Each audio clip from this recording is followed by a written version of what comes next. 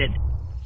Hey guys, welcome to the channel. Today I thought I'd do the 6,000 mile review on the Honda CRF250L. This is a 2018 Honda CRF250L. As you know, if you follow my channel, that I also had a 2014 CRF250L, and I actually put like 17,000 miles on it before I traded it off and I bought a Africa Twin. So I rode the Africa Twin for probably a year, a little over, and it was a great bike, but it just wasn't for me. I just really enjoy the CRF250L. I missed the 2014 so bad that I just had to get a new CRF250L. So it would just fit my style more because of the motocross and everything, and so used to the bike and the feel of the bike. So I just went back to a CRF250L, and I've not been happier since. It's not the biggest power on the planet. It's not the best off-road. It's not the best highway. But it is a Honda, pretty much maintenance free. You hardly have to do anything to it. Change oil, change the air filter, you know, change the oil filter, and adjust the chain once in a while and put some tires on it. You're ready to go. This thing just keeps on ticking and keeps going on and on. As you can see, I've done some black pieces on here. The red over the headlight.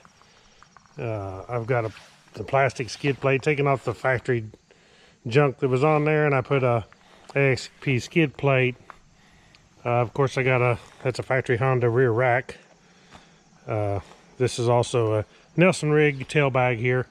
So I put the TST turn signals on the back.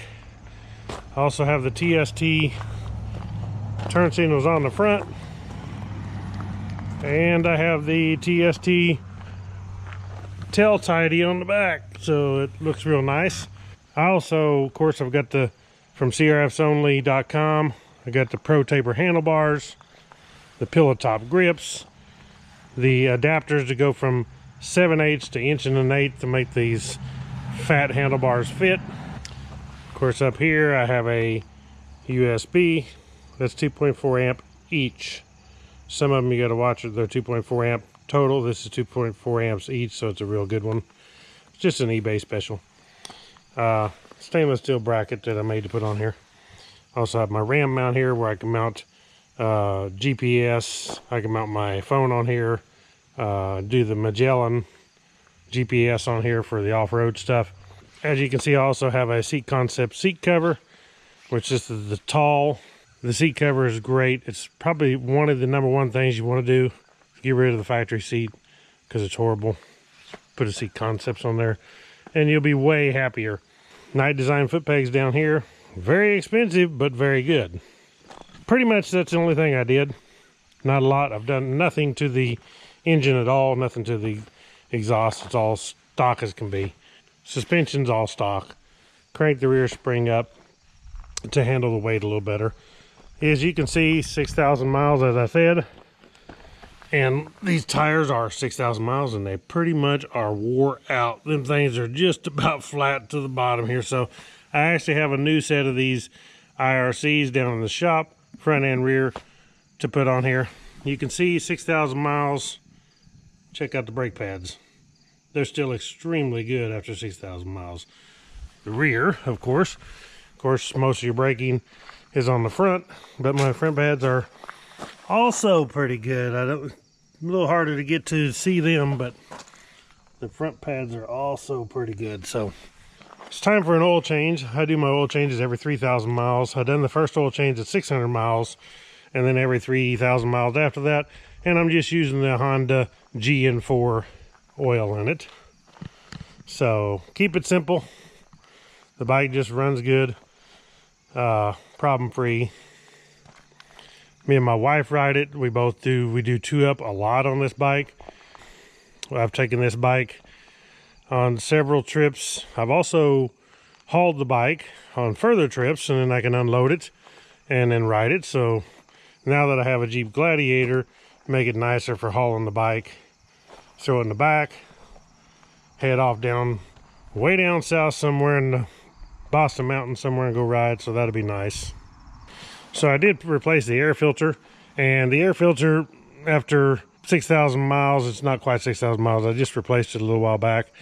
But it actually was pretty dirty. I had neglected to actually check it before then because I just totally forgot. I mean, it just keeps running and running, so I never thought I'd even check the old air filter. So took the air filter out, and it was pretty dirty, but it wasn't totally clogged. So I put a new air filter in, and we're good to go on that. Another thing I added to this bike, and I think it's a great add-on, is the ThinkWear M1 Motorsports dash cam. That thing is incredible. It's probably, no doubt, I've had 4 motorcycle dash cams on here. Call it a dash cam, but this is a motorsports cam. It's actually the front camera right here. This is the remote you turn it off and on with. I mean, it comes on automatically when you start the bike, but if you want to record and save a video, push that. There's your Wi-Fi, so you can connect it to your phone to take the videos off. And there's also a rear camera, just like the front one, that you mount on the back of the bike. Still have the stock mirrors. I did actually, I should mention that I did put a Cyclops LED in here, and that was amazing, the difference versus the stock halogen. That thing you can really see. You can actually probably see that in there. You can see that bulb inside there. If you want some improvement on the bike, the number one things I'd say is get you that headlight from Cyclops and put a seat concept seats. That's the first things I would do, no doubt about it. You can do all those sprocket changes if you wanted to gear it down more for the Woodzman. I actually had a 42 on there for a while, and right now I'm back to stock front and rear. But I do have a DID X-Ring gold chain, so a little better chain than the stock, more tensile strength, so it ought to hold up better. I can't think of anything else that I actually want to add to the bike. The package is pretty much complete for me. Now, I ride this bike every single day back and forth to work since I've got it. Unless it was so cold that I couldn't ride. It gets down around 25 degrees, it gets so cold out there. I could ride it, and I have. I actually have rode it in 10-degree weather, but that's too cold. But if it gets down 25 or whatever, I'll jump in the little Ford Ranger and take it. That's just too cold. But other than that, I ride this bike every single day. I mean, I ride it. I ride it to work. I try to take back roads on the way home. I lived on a little paved road here. We're a little ways from town. But I try to take back roads because it's a lot more enjoyable. And this bike is great for that. It's actually lightweight. People say it's heavy, but comparative to a street bike or a bigger dual sport, it's actually not that heavy. Thank you all for watching Woodzman Adventures. That's my 6,000 miles review of the 2018 Honda CRF250L. Click the thumbs up on this video. Please subscribe to my channel for more Jeep, Gladiator, Honda CRF250L, outdoor living videos. And I'll catch y'all on the next one. Right on.